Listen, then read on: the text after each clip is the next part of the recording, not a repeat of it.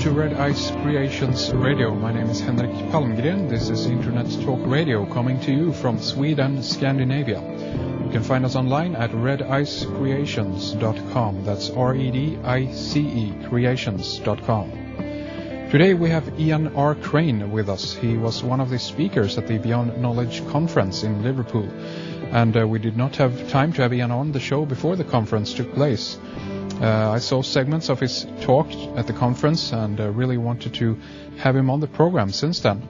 Ian sent us 3 DVDs the other day, one on peak oil, one on Codex Alimentarius, and another one called Fool Me Once that goes into the New World Order and much more. And Ian has some really important and interesting perspectives that we're going to discuss here today. Codex Alimentarius is one of the topics that we have been talking about during some of our recent programs. We have mentioned it, but not really kind of dived into it. And this is one of the main areas that Ian talks about. So I think it's a good idea to begin on this note here today. Ian has a couple of websites that you can take a look at. ianrcrane.co.uk. Also foolmeonce.co.uk. He also has a blog that can be found at foodcode.blogspot.com. That's a good resource for more information on Codex Alimentarius. Okay, so let's say hi to our guests. It's good to have you on the program, Ian, and thank you very much for coming on.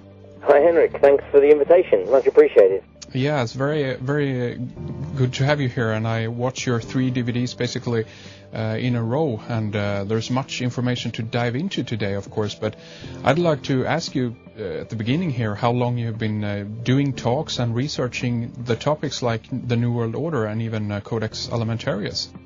Oh, that's a very good question. A good place to start, obviously. Actually, my background is in the oil field industry. And I spent 20 years in the oil field services industry working with a company called Schlumberger.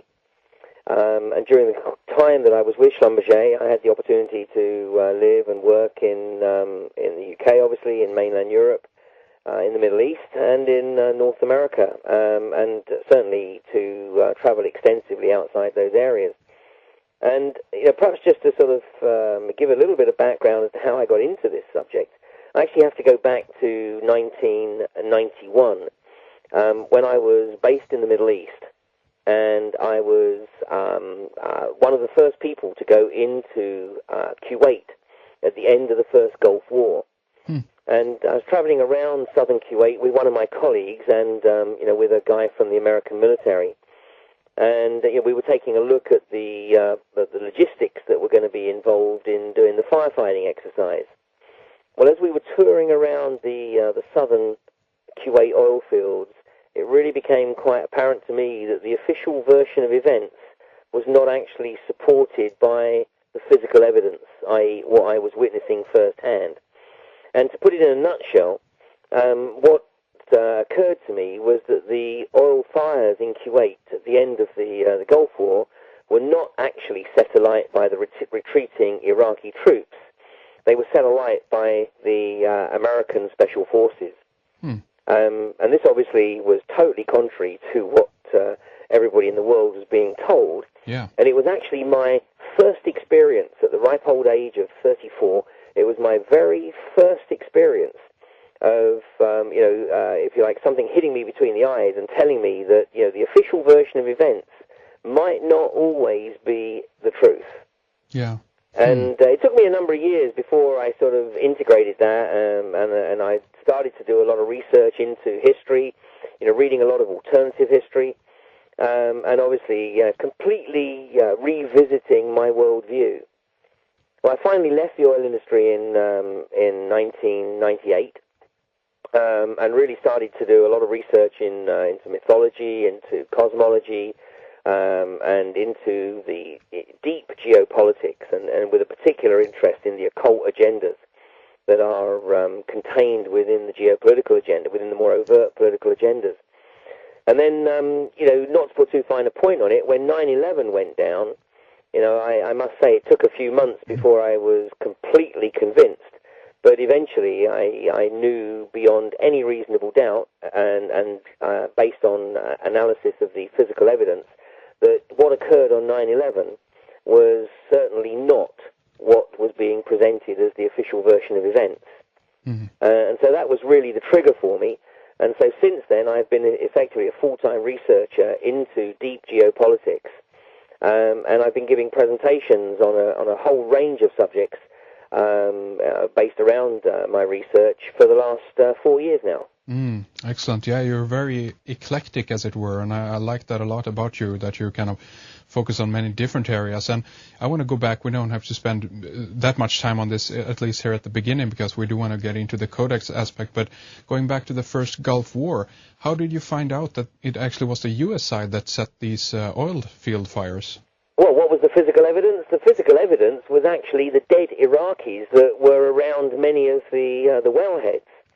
And it was quite evident to me that the Iraqi troops had actually been defending the wellheads against the advancing American troops and against the American Special Forces.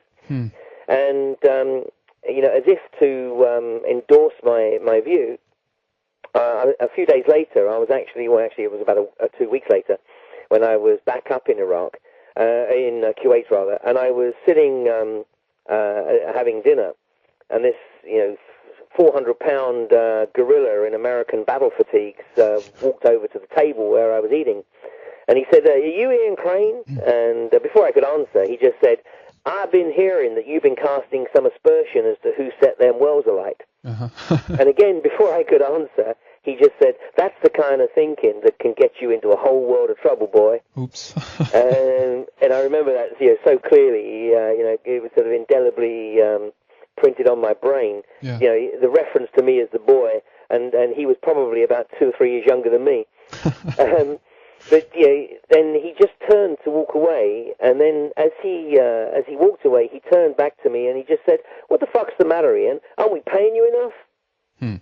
And you know what, Henrik? It took me until 2003 before I actually found any corroborating evidence of my hypothesis. And in 2003, I came across some articles that had been written by ex-Special Forces personnel, and where they admitted and acknowledged that they had actually been responsible for setting the wells alight. But it just goes to show you that, of course, to the vast majority of people, the observations I've just made are complete heresy. Yeah. But, what it demonstrated to me is how easily it is for people to be manipulated by, the media. And whatever the official version of events, i.e. that's the version that is obviously told to the media, that's the version that the media puts out, and that becomes the received wisdom. And quite often, the received wisdom is very, very different from the reality. Absolutely right, and no one knows and no one asks the questions. That's the most important thing, and many people are too gullible, as it were. They really trust that, everyone is out for the best intentions all the time, and that's where this is the way we are conditioned. Of course, this is a big part of, the state education systems. Yeah. And that is to instill in people this sort of inherent comfort and confidence in their rulers and their governments. Yeah. And so consequently, this trust is, and I was the same. There's no question. I had no reason to cause me to doubt the integrity of the various governments. And it was this singular event that actually sort of was my moment of metanoia, if you like. And I wasn't prepared to just completely dismiss my worldview on that one piece of evidence. Right. But as I researched and I dug up, many books that have been suppressed or authors that have been demonized. And the bottom line is, the one thing I've learned is that if an author is demonized, you better read them. Because they have definitely got something important to say. That's interesting. And also, as you said, I guess that 9/11 then really nailed it for you, as it were. Oh, 9/11, is a classic. I don't think we're too far away now from, it almost becoming mainstream that 9/11 was an inside job. Mm. Just a couple of the